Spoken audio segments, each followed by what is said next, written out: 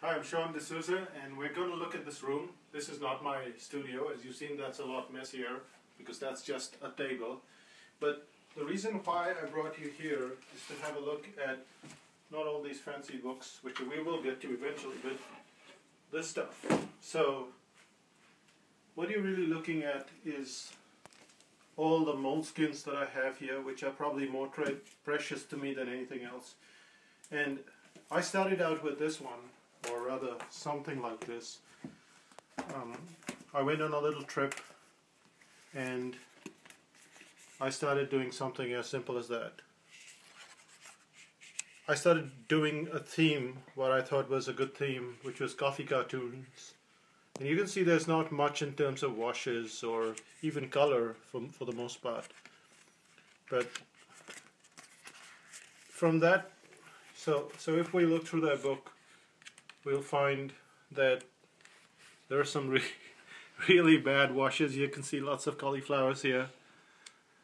See that? So if you think that you're doing really bad, this actually represents many months of work. I would say at least a few months of work. At that point in time, I never put the date, so that's kind of a problem. I've always been told, put the date, and I don't seem to put the date.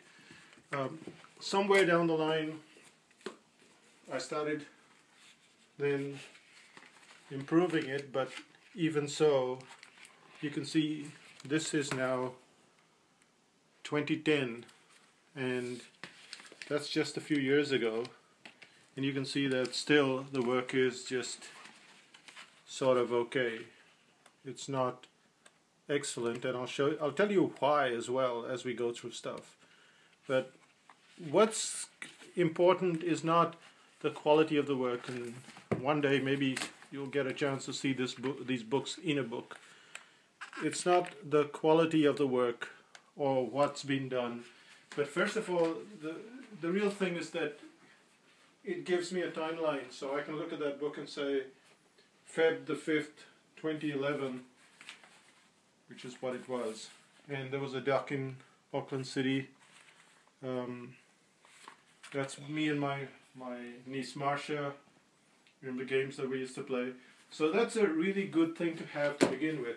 But what this represents is practice, and more practice, and more practice, and suddenly you have those many books in 2 or 3 years, and that really represents 2 or 3 years of my work.